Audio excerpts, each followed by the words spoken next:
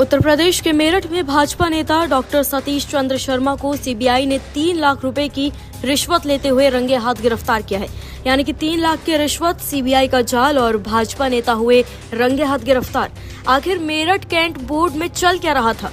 दरअसल भ्रष्टाचार के खिलाफ कार्रवाई की खबरें अक्सर सुर्खियां बनती हैं, लेकिन जब किसी प्रभावशाली नेता को रिश्वत लेते हुए रंगे हाथों पकड़ा जाए तो मामला सिर्फ एक गिरफ्तारी तक सीमित नहीं रहता। मेरठ से सामने आई इस घटना ने एक बार फिर सरकारी ठेकों, सत्ता के गलियारों और भ्रष्टाचार के नेटवर्क पर बड़े सवाल खड़े कर दिए हैं। आरोप है कि कैंट बोर्ड के नामित सदस्य और भाजपा नेता डॉक्टर सतीश चंद्र शर्मा ने एक ठेकेदार से पार्किंग और कैंटीन का ठेका रिन्यू कराने के बदले लाखों रुपए की रिश्वत मांगी। शिकायत हुई, सीबीआई एक्टिव हुई, जाल बिछाया गया और फिर जो हुआ उसने पूरे मेरठ कैंट इलाके में हड़कंप मचा दिया। कहानी की शुरुआत एक शिकायत से होती है। शिकायतकर्ता ने सीबीआई को बताया कि उसकी मां के नाम पर संचालित एक निजी फर्म को मेरठ कैंट के गांधी बाग में पार्किंग, कैंटीन और प्रवेश शुल्क वसूली का ठेका मिला हुआ है।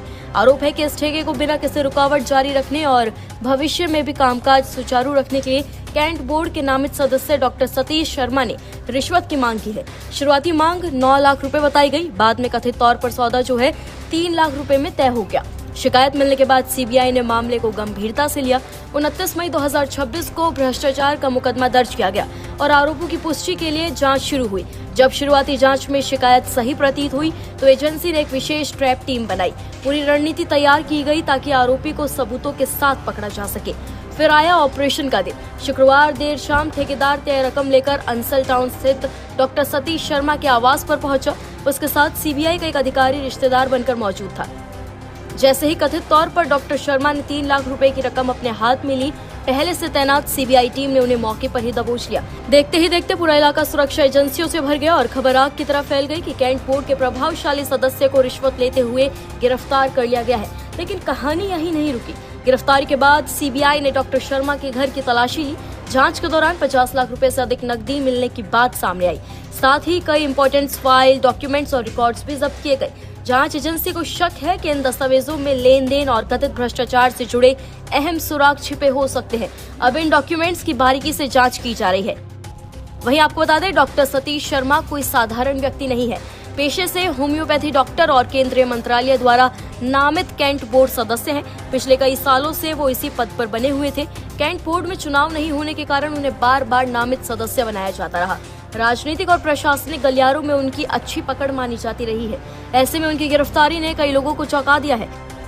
दिलचस्प बात यह भी है कि जिस दिन ये कार्रवाई हुई उसके अगले ही दिन कैंट बोर्ड की इम्पोर्टेंट बैठक प्रस्तावित थी।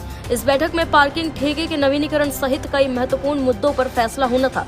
बैठक में राज्यसभा सांसद लक्ष्मीकांत वाजपेयी, सांसद अरुण गोविल और अन्य वरिष्ठ अधिकारी भी शामिल होने वाले थे। ऐसे समय में हुई ये गिरफ्तारी कई सवाल खड़े कर रही है। सूत्रों के मुताबिक सिर्फ यही एक मामला नहीं है। नए मॉल से जुड़े एक ठेकेदार ने भी पहले डॉक्टर शर्मा के खिलाफ शिकायत की थी। अब सीबीआई इस एंगल की भी जांच कर रही है। साथ ही लाल कुर्ते स्थित उनके होम्योपैथी क्लिनिक और अन्य संभावित वित्तीय लेन देन की भी पड़ताल की जा रही है। अब सबसे बड़ा सवाल यही है कि क्या ये सिर्फ 3 लाख रुपए की रिश्वत का मामला है या फिर जांच के दौरान भ्रष्टाचार के किसी बड़े नेटवर्क का खुलासा हो सकता है। 50 लाख रुपए से ज्यादा नकदी की बरामदगी और बड़ी संख्या में जब्त दस्तावेज इस केस को और गंभीर बना रहे हैं। फिलहाल सीबीआई की जांच जारी है। आरोपी को अदालत में पेश किया जा रहा है और एजेंसी ये पता लगाने की कोशिश कर रही है कि क्या इस कथित रिश्वतखोरी में और भी लोग शामिल थे। लेकिन मेरठ से उठी ये कहानी एक बार फिर वही सवाल पूछ गई है कि क्या सरकारी ठेकों और मंजूरियों के पीछे भ्रष्टाचार की जड़ें अभी भी उतनी ही गहरी हैं जितनी उन्हें खत्म करने के दावे किए जाते हैं। क्योंकि इस बार सिर्फ रिश्वत नहीं पकड़ी गई बल्कि सिस्टम की पारदर्शिता पर भी बड़े और गंभीर सवाल खड़े हो गए हैं। आप इस मुद्दे पर क्या सोचते हैं? अपनी राय हमें कमेंट बॉक्स में जरूर दें।